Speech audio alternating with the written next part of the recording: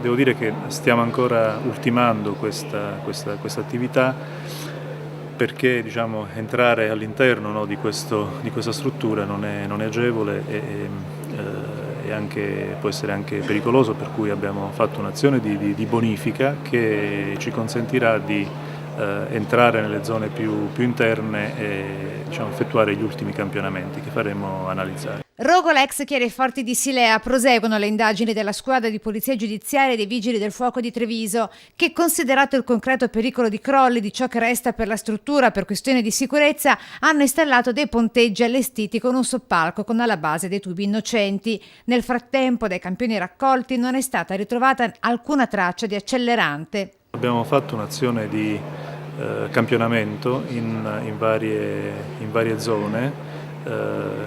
Campioni che abbiamo fatto analizzare, ma non sono emersi al momento elementi significativi. Mentre l'inchiesta della Procura di Treviso prosegue con l'ipotesi si sia trattato di un rogo doloso. Resta da capire se ad agire sia stato un piromane professionista o un semplice vandalo. La velocità con cui il fuoco si era propagato all'intera struttura aveva fatto pensare a un'azione mirata.